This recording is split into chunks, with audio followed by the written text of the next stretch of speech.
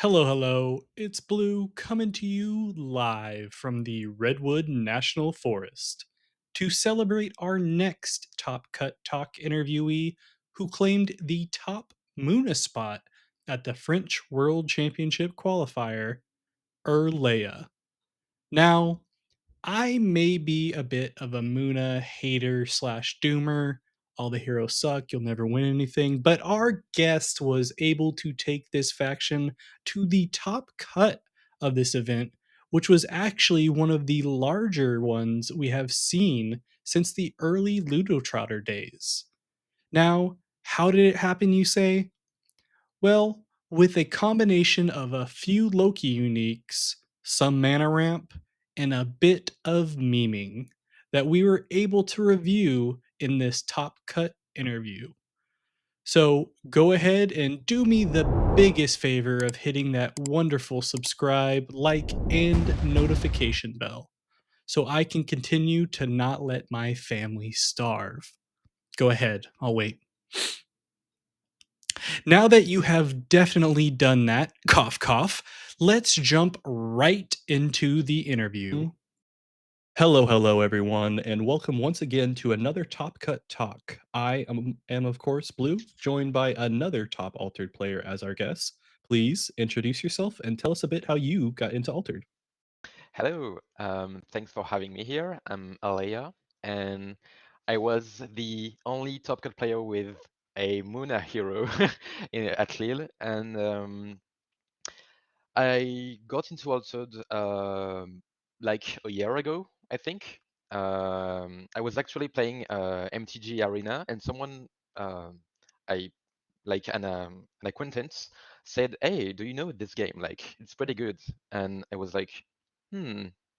The artwork is gorgeous. So I'm gonna look into it. I was a bit dubious at first because of the whole digital thing, Mm. um, but like the game sucked me in, and I'm here. I've been playing Hearthstone for 10 years, and this is very refreshing. It's also my first physical TCG game, so I'm very glad to be here. Yeah, definitely. Yeah, it definitely got me as far as just the gameplay kind of thing. I think a lot of people were initially as far as the digital side, and some people even didn't like the uniques kind of thing. Um, and Yeah, you know, well, yeah, go ahead. the QR codes were a bit of a turn off at first, Right. but as you go on and play a lot more matches, they just like disappear. Like the Yeah. brain does its thing and it just disappears. Yeah, you just see the great art in the meantime, right? So, Yeah, but, yeah, no, it's, good there, and it's interesting because I feel like the more and more I do these interviews, there are a lot of players that obviously the Magic, the MTG stuff makes sense, right? I feel like a lot of anyone who's ever played trading card games has played it, but, I also hear a lot of people say that they previously were playing Hearthstone a lot, so that's pretty interesting. yeah. I played Hearthstone since the beta, Okay. and I actually got in Magic fairly late. I did my first MTG drafts in 2019, I think, with the Throne of Eldraine expansion. And it was a very short period. I didn't actually um, like it that much. Like I like the trading card game aspect, but I don't know. I it didn't like suck me in as much as Alta did. Right. Yeah, that makes sense. Yeah, with Hearthstone, just out of curiosity, you said you've been playing since the beta. Are you still actively playing right now? Did you get into Battlegrounds at all? Well, I stopped playing around the Showdown in the Badlands expansion. That's like a year or two ago. Yeah. I don't quite recall.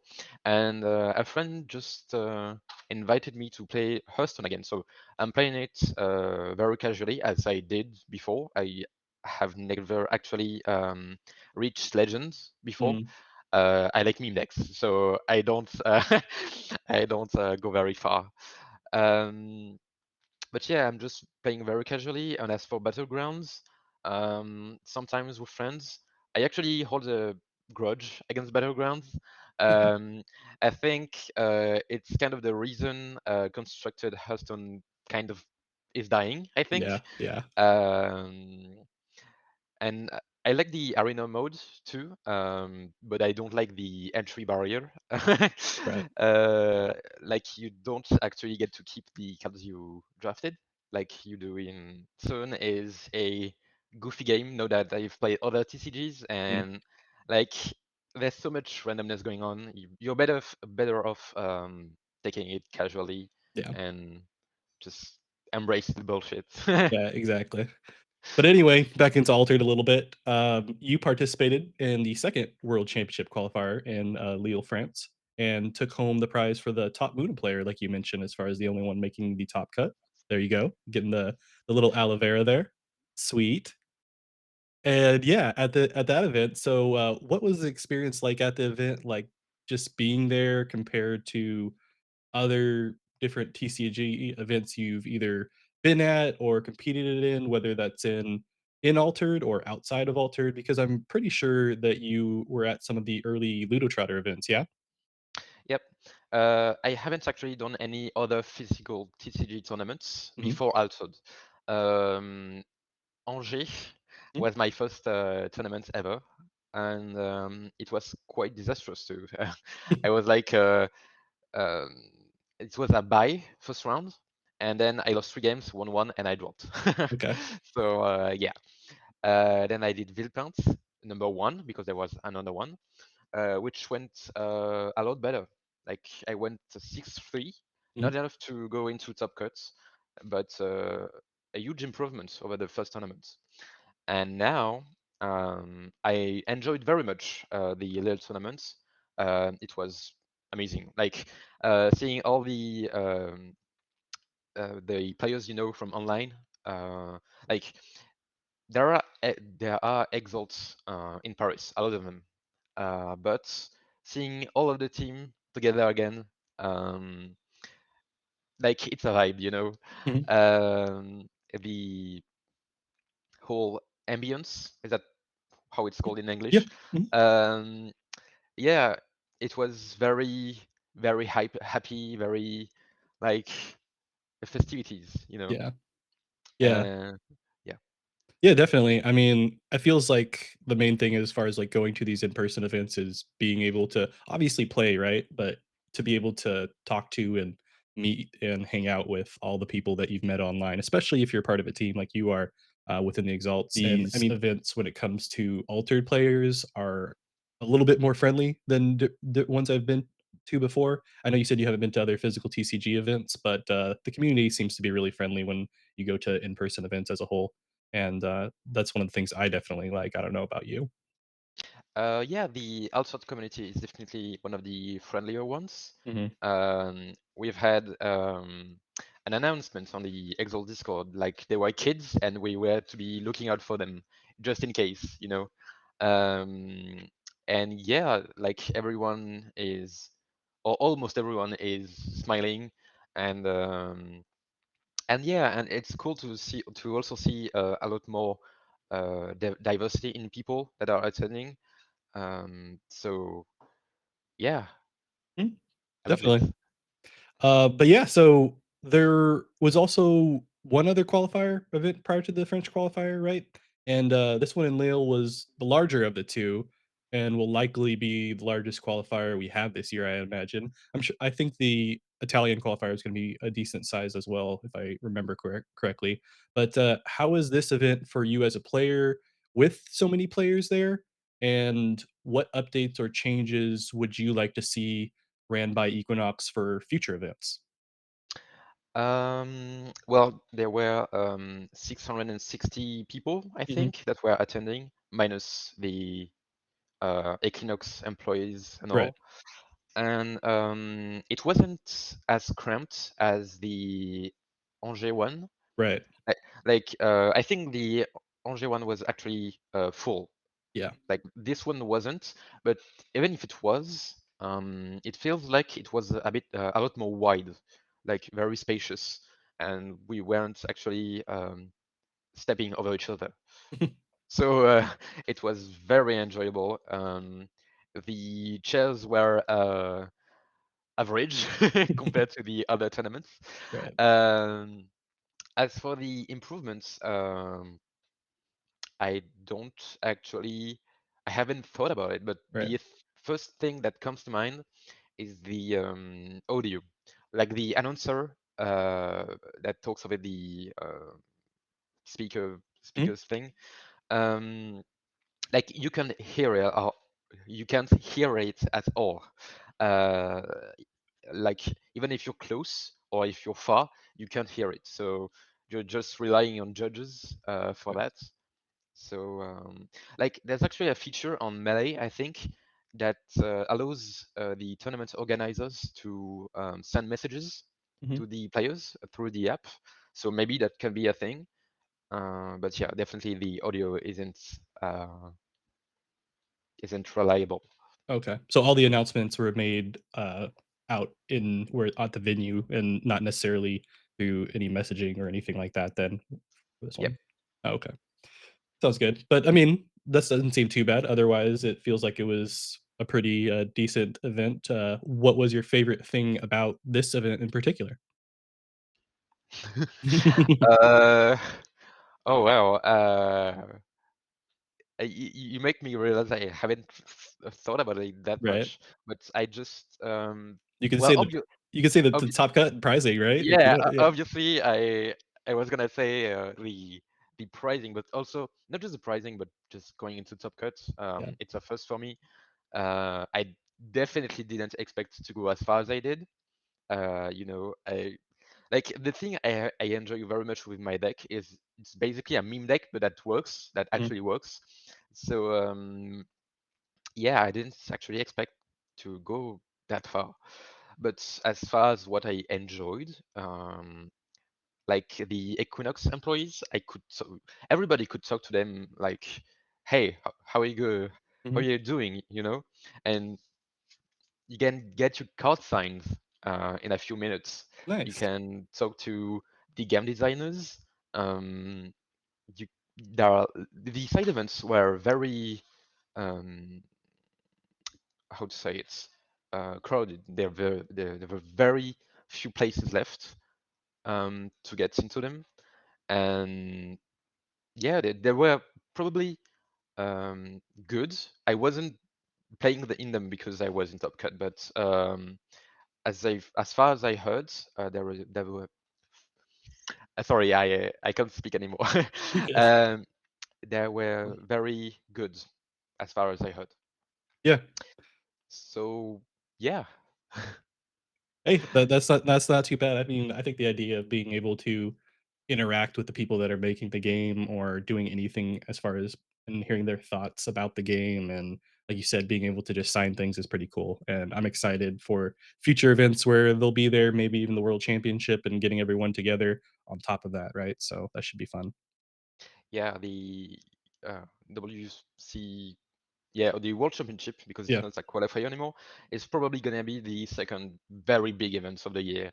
sure. It's definitely gonna be a bigger celebration than Lille was, Yeah, and definitely. I definitely don't want to miss it. I'll definitely be there. Yeah. Hoping to make a trip over to France and my uh for me and make a vacation of it. But we'll see. We'll see. We'll see. That Um that would be very cool to see all the US community that mhm, we've only interacted with online, yeah. the AWOL and stuff. Yeah. Uh, it would be very cool to see you all in real Yeah. life. Yeah, hopefully we can get some people over there. But yeah, we'll see. But speaking of deck lists, I know you said you're a big fan of your meme lists and everything like that. But with this event, it was one of the first major events after the release of Whispers from the Maze and the most recent patch. And especially after seeing the results from the recent Netherlands qualifier, where it seemed like Sigismar and Afanas were going to continue to dominate. What was the major factor that made you decide on the hero and deck list that you brought to the event, especially with what seems like an overall decline of placings from Muna? Well, apart from the meme decks, as you Mm, said, definitely the Afanas matchup.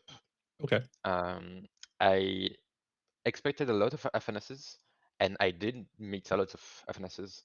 And the matchup is not easy, but it's like one of the most one-sided matchups you can get, I think.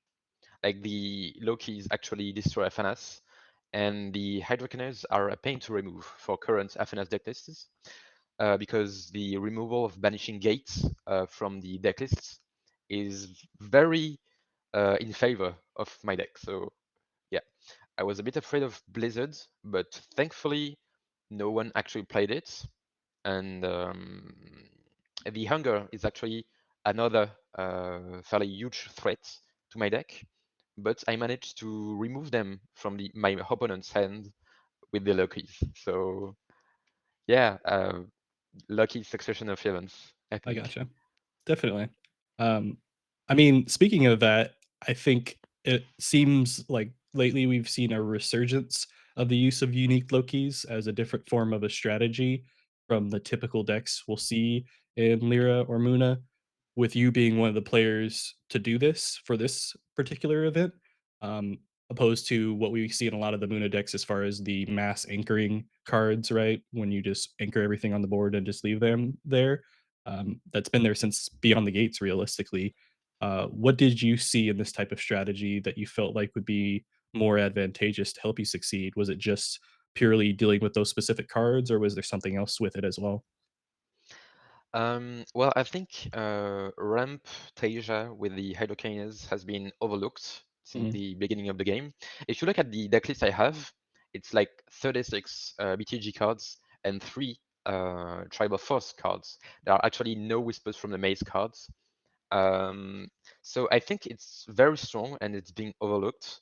And also, if you run the perma anchoring uniques, you can't run the Lokis, mhm. which are the one of the key cards in all the matchups.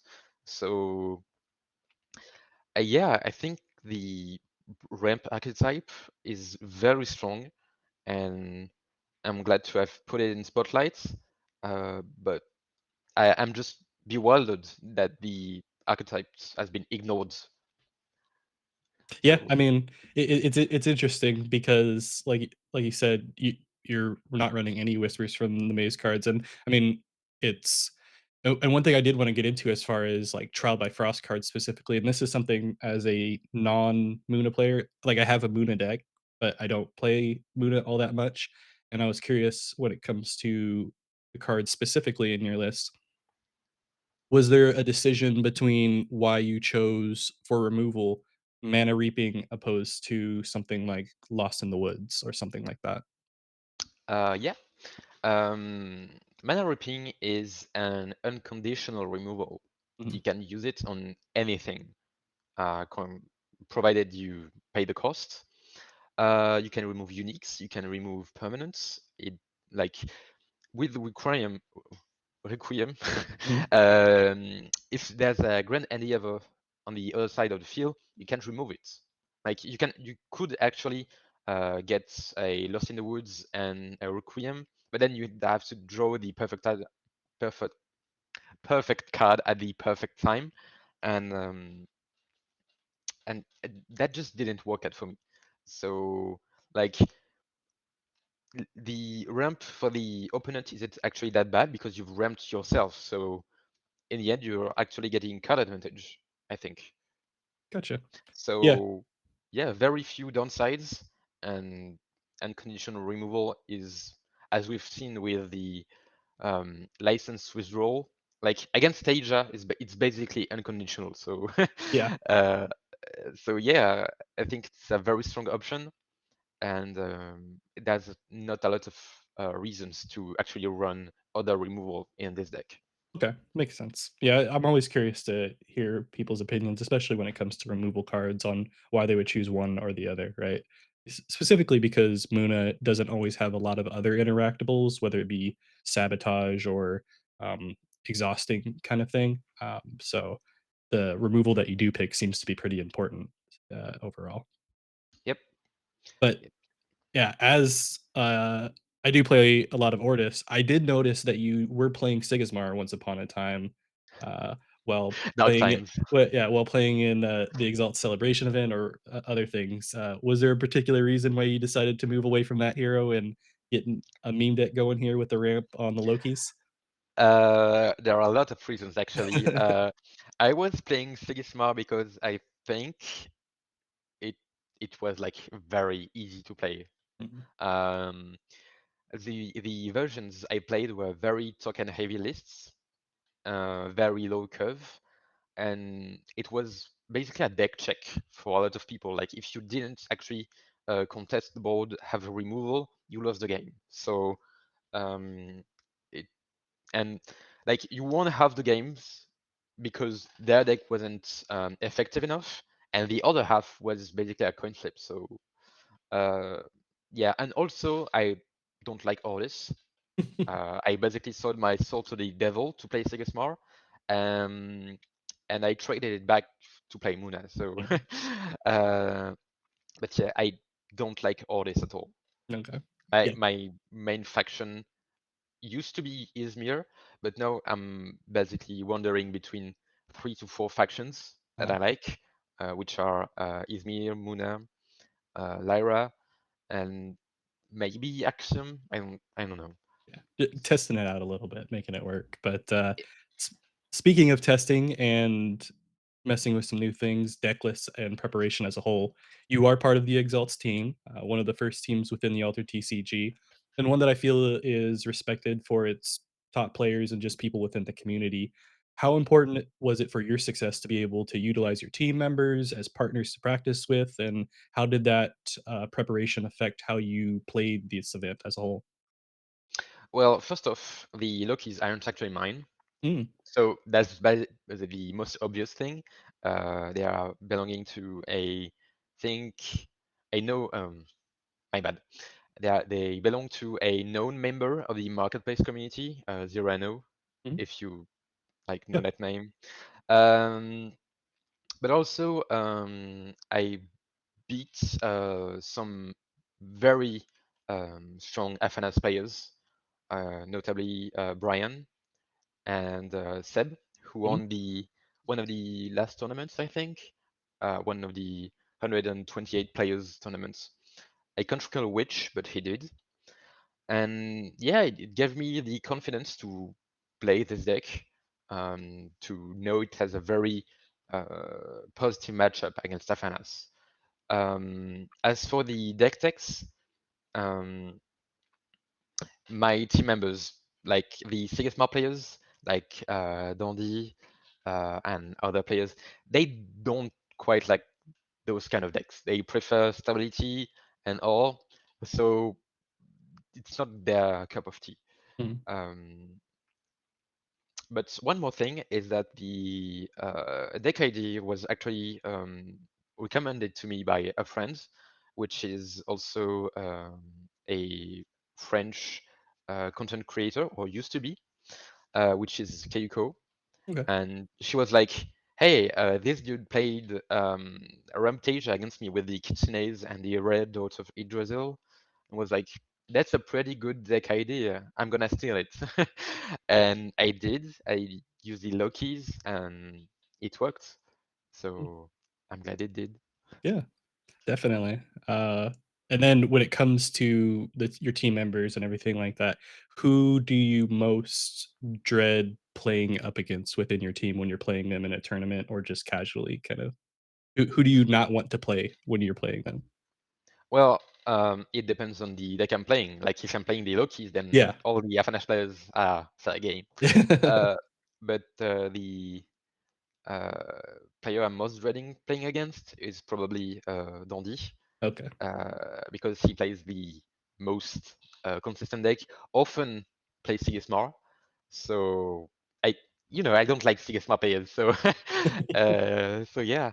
But like, yeah, there aren't actually a lot of players I'm dreading playing against. Uh, we're all chill people. Some are very more rigorous about their decks than others. So yeah. Yeah. It's good to have those different levels of people that have their, intensity for their decks and then having a little bit of being able to relax and get a little bit memey with your decks, right? Like you do. So, but getting into the event and talking about the Swiss in particular, and then going into the top cut, was there any particular difficult matches, that you encountered, like, going through the Swiss, and what was the experience like making it past the Swiss into the top cut? Yeah. Unsurprisingly, the worst matchups were Sigismar, Mm. and all my losses in all of the tournaments were Sigismar. I actually only won once against Sigismar, and it was a very hard game. It was against a DSL member, Wallets. I think Okay. he does the OWL quite a Yeah, he lot. does. He does. He has a very uh, very hard deck to beat, He does. and it was very much down to the wire. Like sleeping my own fleeting Coniferal Conman to actually give my Hydra more tough for the next turn, and removing the troopers. Like he has 1/1 troopers that resupply when you play a character. Yeah.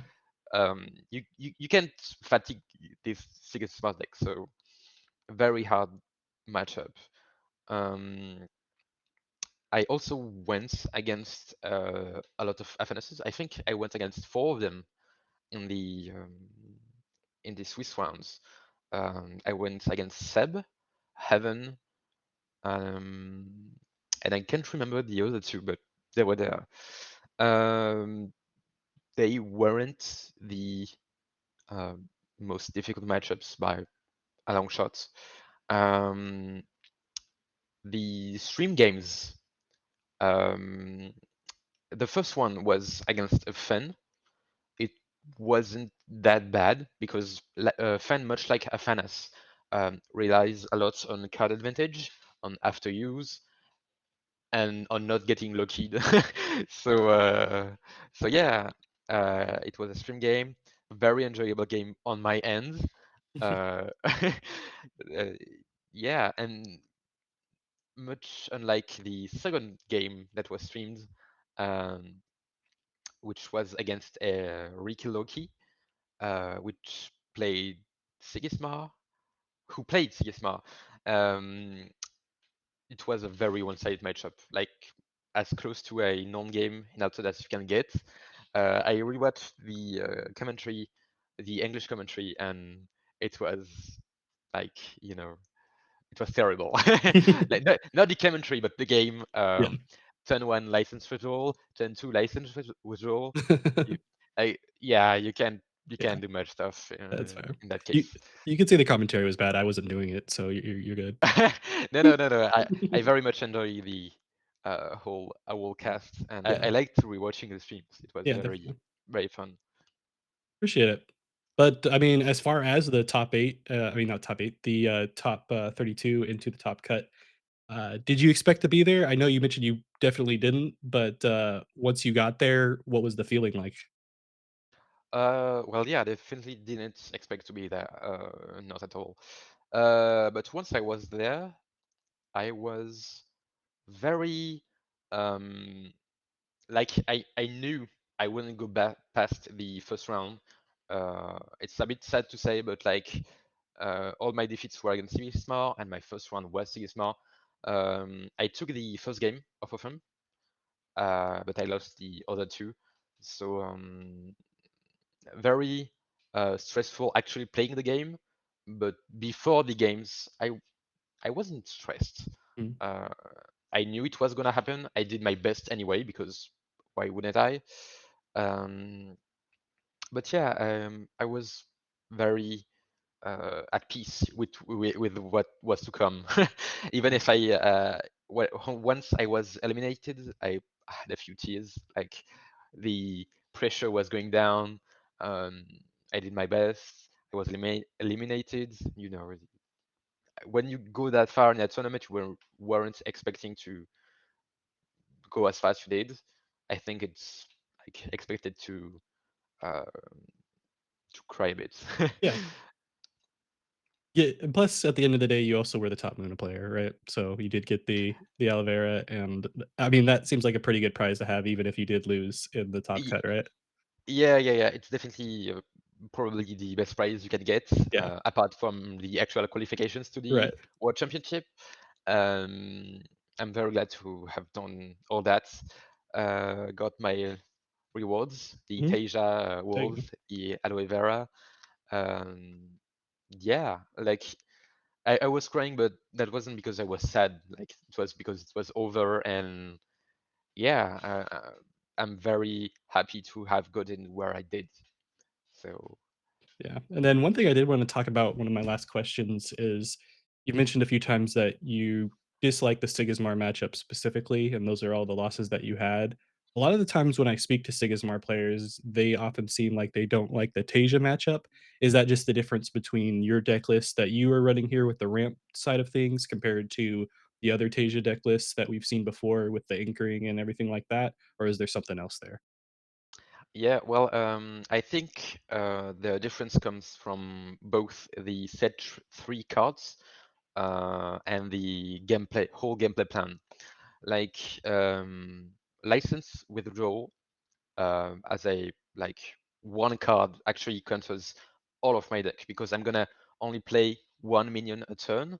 So whatever I play, you can remove it, and like that's over. Meanwhile, with the other Teja decks, if you don't actually have removal, it can very much escalate quickly and get out of control. And once you get the spindles, Munabashan in play and all, uh, yeah, it gets very hard very quickly. And also the Tiny Jail card doesn't hit quite as much in both Teja matchups. So I don't know if it's run anymore, but I think it was.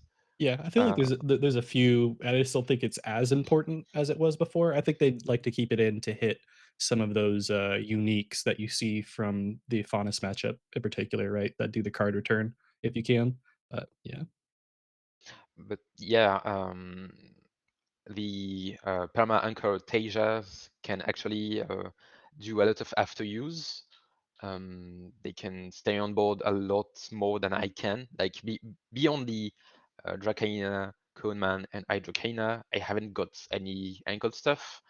Um, so I think like with the same hero, you can get very far end of the spectrum on the positive and negative matchup. yeah, definitely very interesting. Well, other than that, do you have any advice to those looking to play competitively and, I mean, replicate your success with Muna in particular? And what are your future plans for Altered? That's very broad. My first advice would be to play factions and heroes you actually like to play, because if you don't like what you play, even competitively, you're gonna get burnt out of the game, and you don't want to do that unless you do. So yeah, play things you want to play. Don't be afraid to actually experiment with the decks. I see a lot of people asking, where can I get the meta decks? And for the most part, that's fine.